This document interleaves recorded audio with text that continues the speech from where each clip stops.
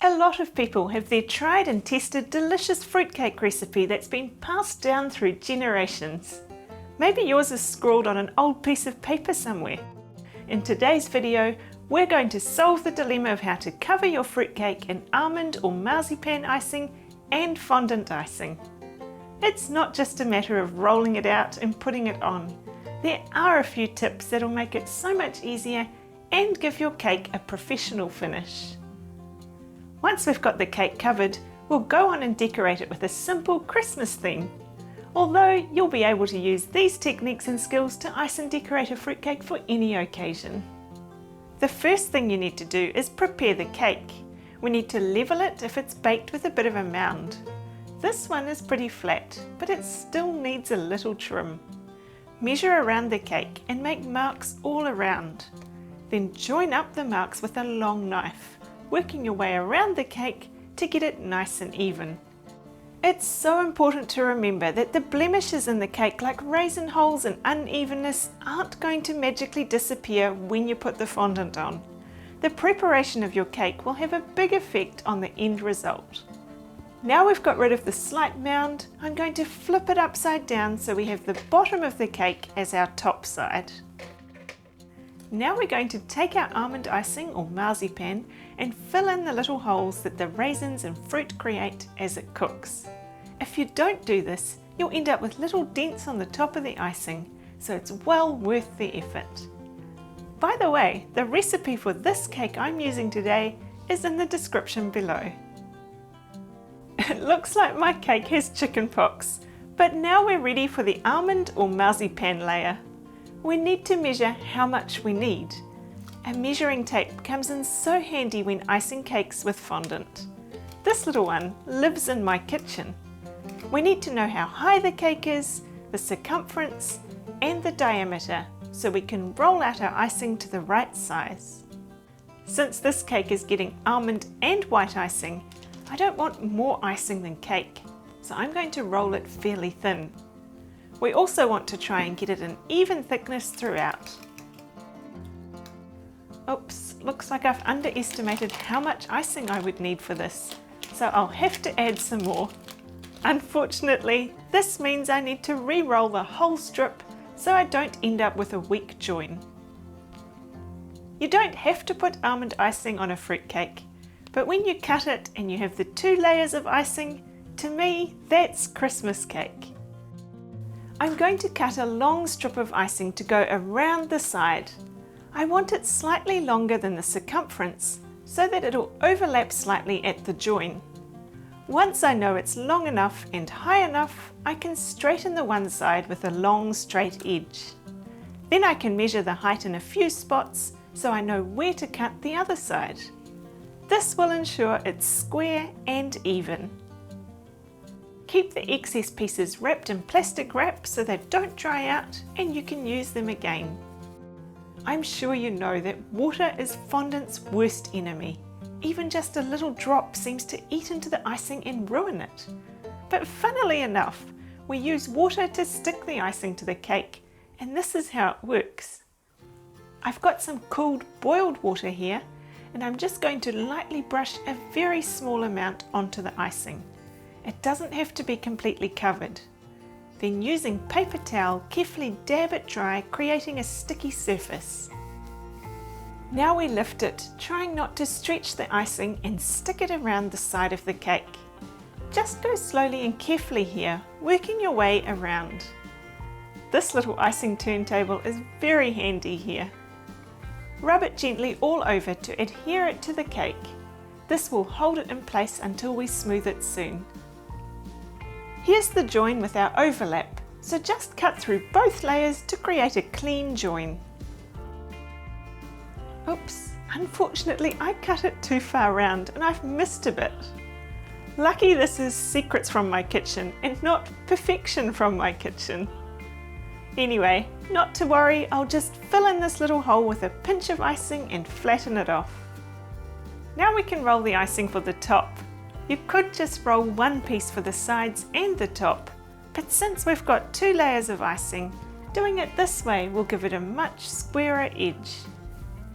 To get your icing rolled to an even thickness, you can buy little spacers that fit onto the ends of your rolling pin. Or you can get strips that fit on your board. This rolling pin is too small for both of these options today, so I'm just using my fingers as a guide. Rather than try and position this on top of the cake, I find it's easier to work upside down. We'll put it on a piece of baking paper and glue it like we did before. Then flip the cake onto the icing and cut around the icing.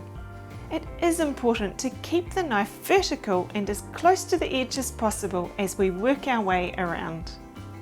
This will give a really nice crisp top. Now we can flip the cake back up the right way. The baking paper helps to be able to slide the cake around.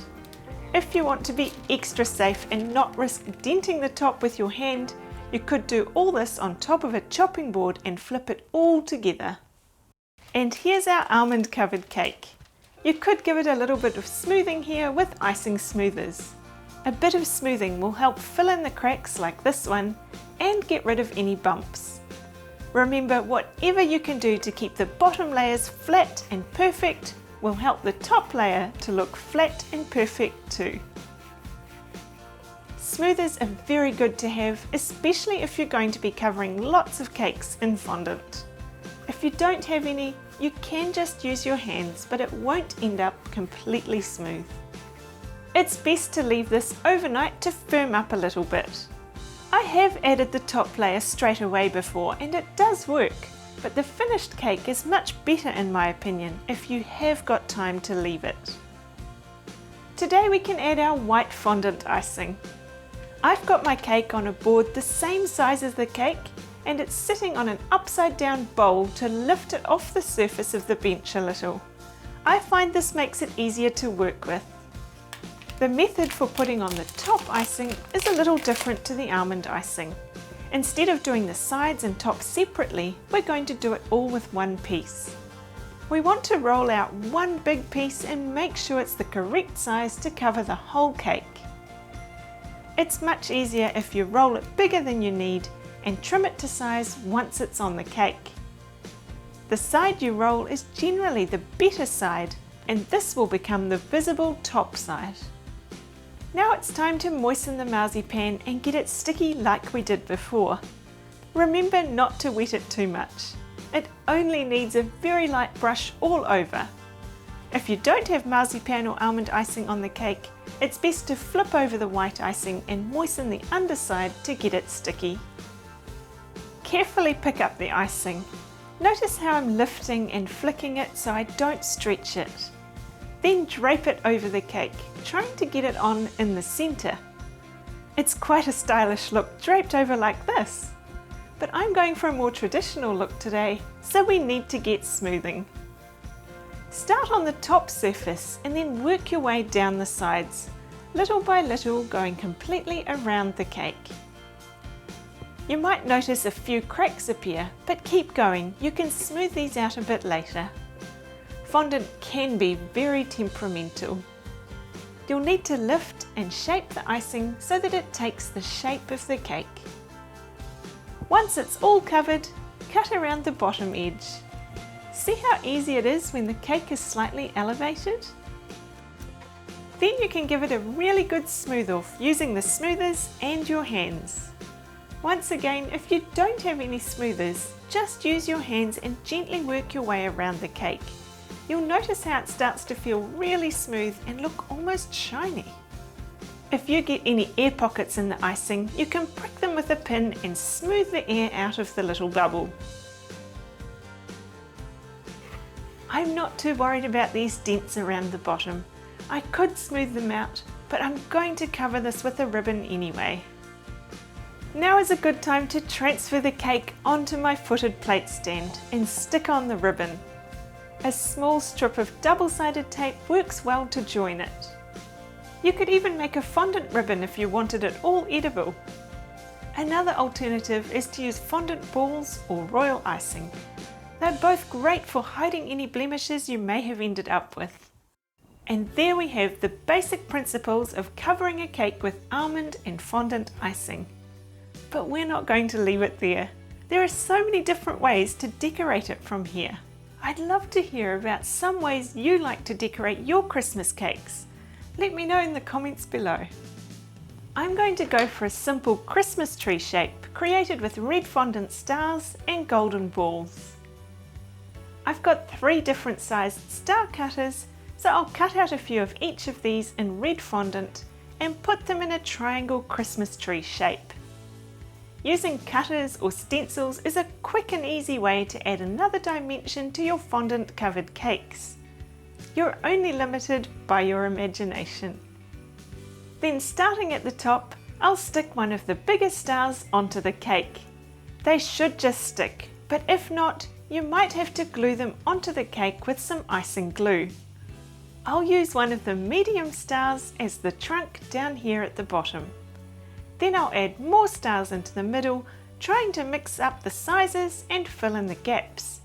I'm thinking about keeping it balanced and within the Christmas tree triangle. Then I'll add the golden balls. I don't know if you've used these before or not, but they seem to be really good at rolling all over the place and ending up where you don't want them. So the best thing to do is glue them down. I like to use the flat end of a skewer, dip it into some glue, and then make a little dent where you want the ball to go.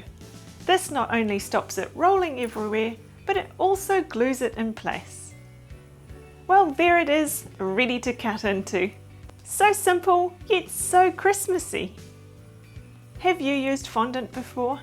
It's such a nice smooth way to ice cakes.